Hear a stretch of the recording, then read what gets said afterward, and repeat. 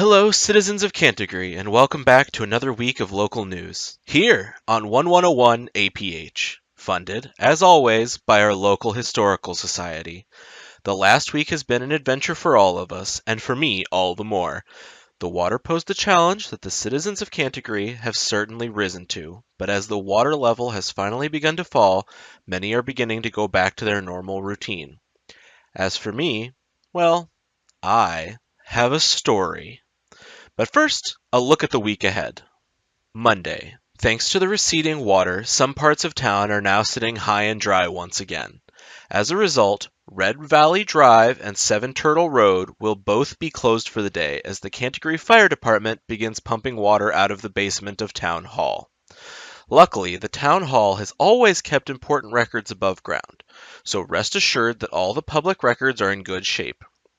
The basement combination coffee lounge and boxing arena was not so lucky, and it is expected to be several weeks before the area is dry enough to properly roast beans for the monthly Rumble in the Small Claims Court, which has always been a favorite of the community and whose ticket and coffee sales have been a great source of revenue for the town. Tuesday will be a meeting of the Knitizens, or the Citizens Knitting Circle for those of you not in the know.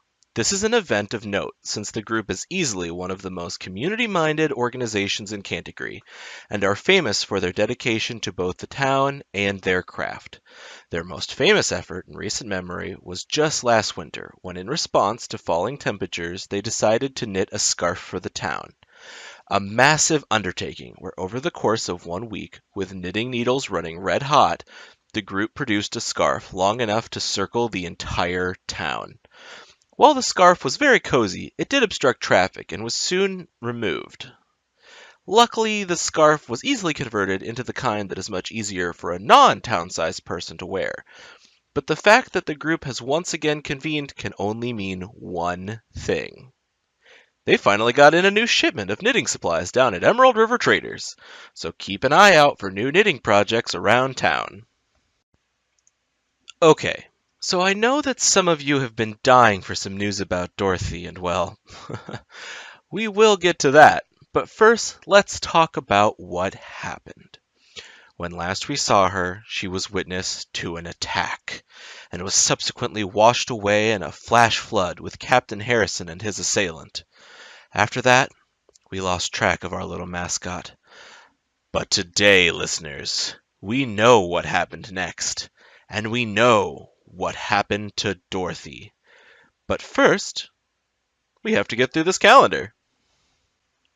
Wednesday, at 5:30, they will begin the Fish, Brew, and Barbecue Local Flavor Tasting Event, where any citizens will have the chance to attend this free event and try all sorts of locally made dry rubs, sauces, and small batch brews made right here in Canterbury. And sorry, someone is trying to give me a message and can't seem to wait.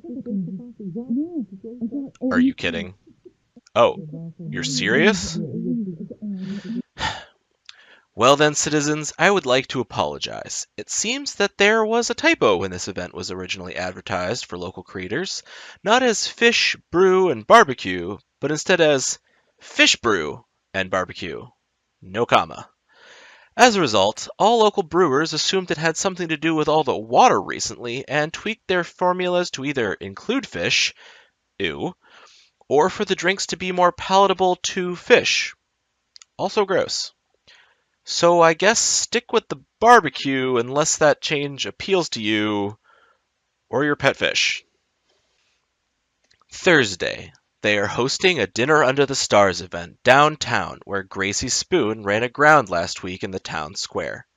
Making the best of the situation, they have decided to take advantage of the open view of the sky and set up a lovely outdoor patio where diners can see the beauty of the moon and stars all while enjoying a delicious, cheesy zucchini quiche. How nice! As you might recall, I also had a bit of a water adventure last week when I went to go explore that whirlpool behind Captain Harrison's property. Well, let me just say that for all my good intentions, I am not a very strong rower, and distracted by my search for signs of Dorothy, I soon found myself in certain peril, as a seemingly slow whirlpool took hold of my little rowboat and pulled me closer and closer to the edge of the unknown. I rowed for everything I was worth, but soon my arms became too heavy to keep me from the inevitable. But just as my little boat tipped forward into that watery abyss, I saw something. But we can get back to that in a minute. We aren't even done with the weekly calendar yet. Friday, starting at 6 p.m., they will be opening the Night Bazaar, a yearly event not to be missed as everyone seeks to outdo each other by bringing the strangest and most exotic items to the market. Each year brings a new twist to the creativity of those who can make it to the secretive event. I mean, sure, I can advertise it here on the radio, but that doesn't mean you can just show up to the secret location or get in without the password. So I certainly hope you have all been keeping tabs on the crossword puzzle in the local paper and have paid attention to all the clues as to where it won't be held this year, hidden in the daily specials down at Gracie's. If not, well, better luck next year. Personally, I just want to see how they top last year's collection of, maybe you just had to be there. Saturday is the beginning of the new Anything Dry donation drive, which will have volunteers going around the drier parts of town asking for donations of dry goods, be it food or clothing, in an effort to bring some relief from the constant wet to the citizens of the newer parts of Cantagree, which are still heavily flooded. Most of the area sits much lower than the rest of the town, and the buildings are mostly equipped with non-functional but beautifully ornate versions of the docking tools that are standard in the older parts of town. Sunday. After midday, nothing is happening anywhere in town. Period. Stay home and read a book. I promise it is going to be very boring, and nothing will happen, and it will probably rain too. Best to just stay home, just in case, and take care of all the things you've been putting off since last week.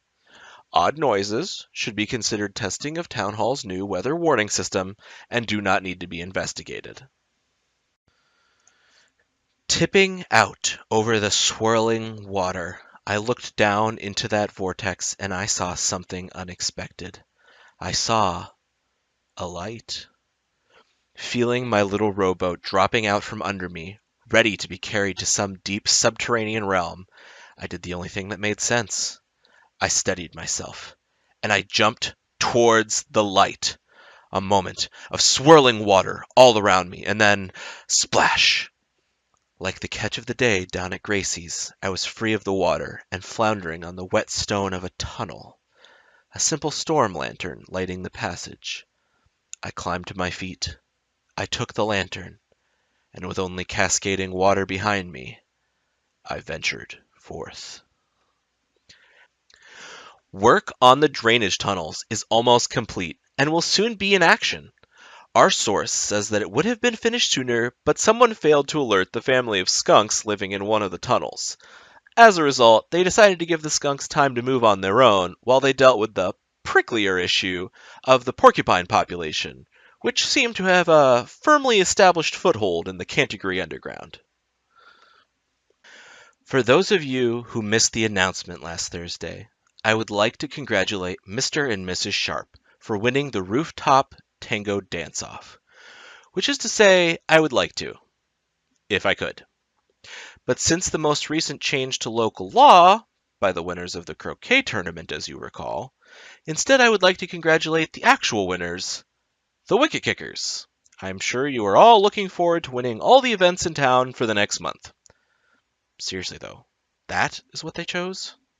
Rude. The Tomaine Tea Room's reopening was a huge hit, as Mr. Tomaine is proud to announce. He said his swamp tea was a popular choice in the flooded tea room, but hopes customers open up to other offerings once the water goes down. His recommendation?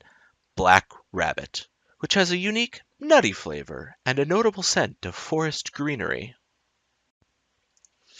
Emerald River Traders has gotten great reviews from customers about their Sweetwater taffy, gaining quite the following of sweet tooths as a result, but would like to clearly state that they are not going to become a confectionery business. The business has been in the family as a general store for generations, and they don't plan to change anytime soon, they added. Also, there's a sale on toothbrushes. Buy one, get another one frequently because you misplaced it. I'm not sure that actually counts as a sale, but it's their store.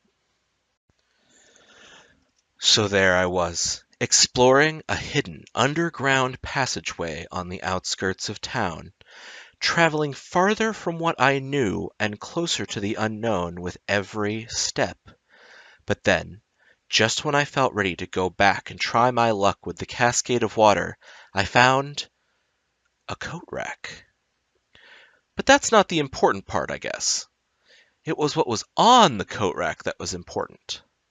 Namely, the jacket of a sea captain and a rain jacket belonging to a certain station messenger pigeon.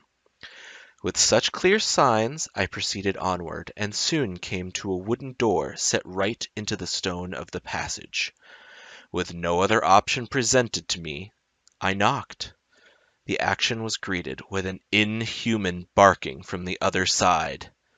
Inhuman because no human could make a noise quite like that, and barking because it was in fact a dog.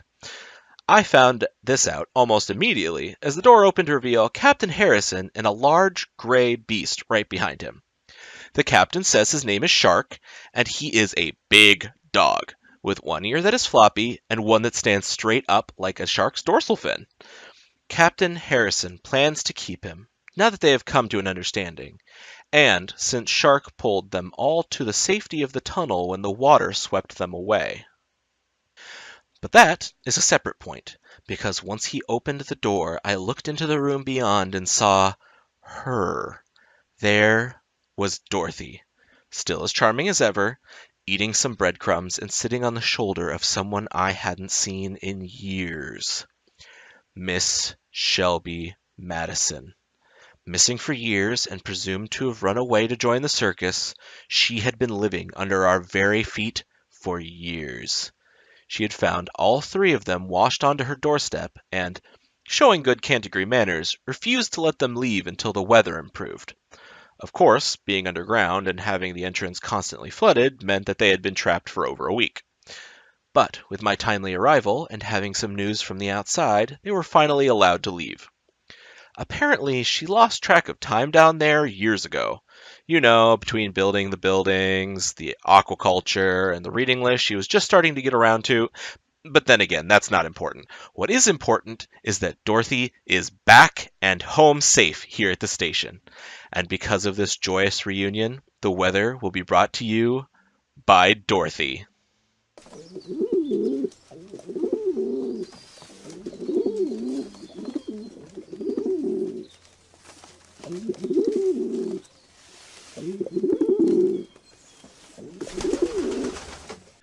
Well, I hope you got all that and are looking forward to the better weather as much as I am. I have been your host, Risden Mitchell, and I look forward to talking with you again soon, Cantagree. Okay, Dorothy, how about you pick the song this week?